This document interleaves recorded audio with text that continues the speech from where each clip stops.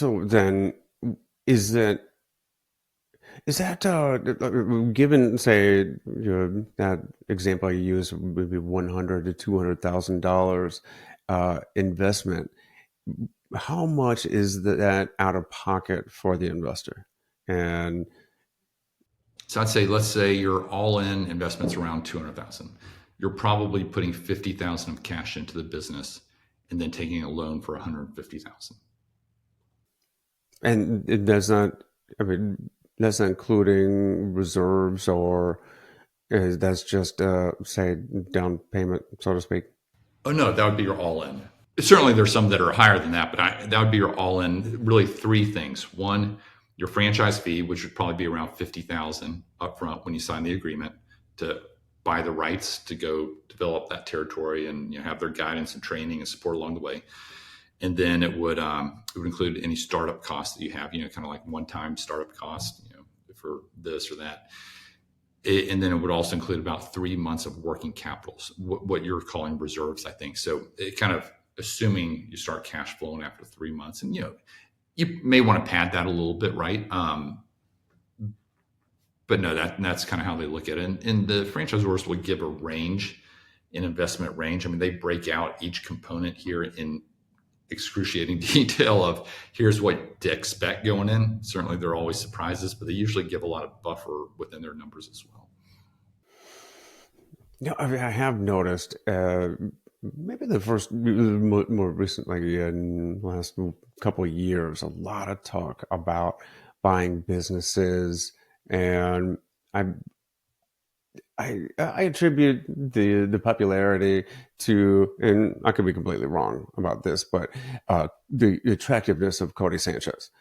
The two assumptions there, of course, that she has that much sway, and I've never seen her because I don't know I don't know how attractive she is. But um, have you noticed a swing lately in more people coming to the franchise investing market? Is it becoming more popular?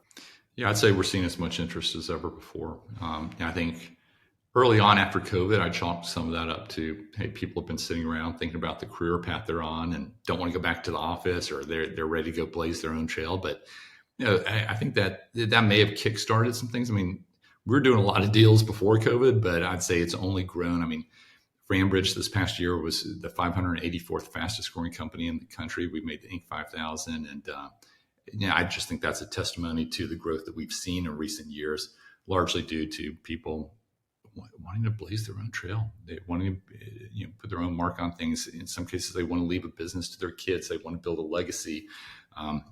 Some cases, it's just, hey, I'm nervous about where the stock market is. I don't see a lot of good real estate deals. What other, I don't want to throw everything into crypto or what have you. And so they're saying, hey, gosh, they're wising up to the fact that business ownership can make a lot of sense for a lot of people.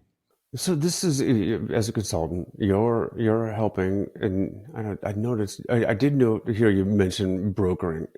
Are you brokering these deals? Are you finding the brokers for, or is it all consulting? Just Yeah, consulting is synonymous with brokering. So no, I'm brokering the deals, and our clients never pay us anything. So if they went directly to a franchise brand, or if they go through us, they're going to pay the same franchise fee. So it's a very nice, clean model.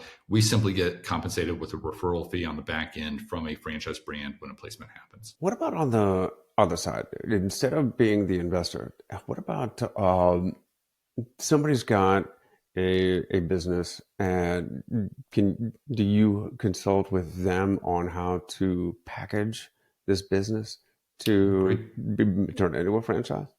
great question. So, I'm a member of Entrepreneurs Organization, EO. So I get a lot of companies coming to me that say, hey, should we scale through franchising? And I'm always happy to have that conversation, Aaron. I don't personally hold the hand through the whole process of franchising the business.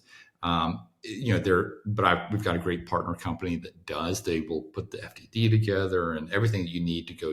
And then where I specialize is kind of on the helping them find new franchisees, right?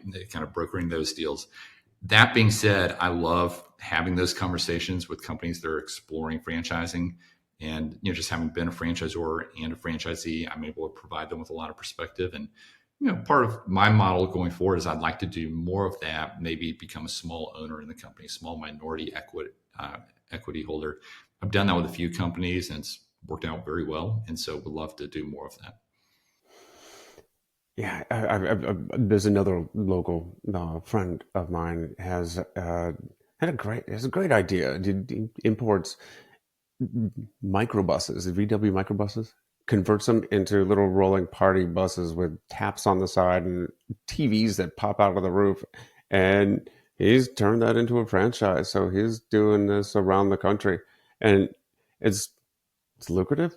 It's new, and I think it's a lower buy-in for that. But uh, it's just it was interesting how he came up with a good idea, and then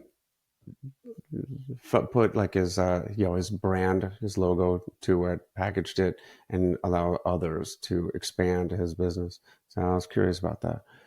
Um, what when there are trends in the market? Have you seen just somebody invest into a franchise and it fail for no reason, no fault of the investor whatsoever? It's just that the bottom fell out of a particular market, or that uh, the particular franchise.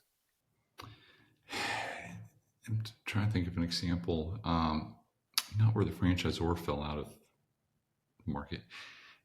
We did have, I can think of an example. We did have a client that got into a floor coating business that, um, they had a lot of things going on. They weren't able to put almost any time into the business, and it was one of those situations where everything that could go wrong went wrong. The guy they hired to be the manager ended up in the hospital, very early on, and so he was having to lean in to try to run the business. And then I forget what happened with that same manager. Maybe he tried to hire someone else.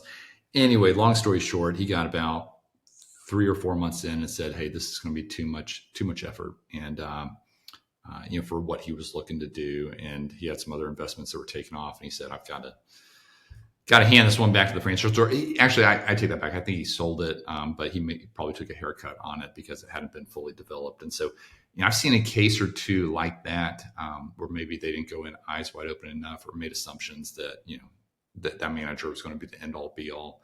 Um, when those situations happen, you tend to point fingers to, and so he did point fingers at the franchisor. So that's what made me think of that example. He felt like their support was still, they were still building the plane some while it was in the air. Usually that's something that we're able to see coming, but in that case, his feedback was they still had things to figure out that would have helped him.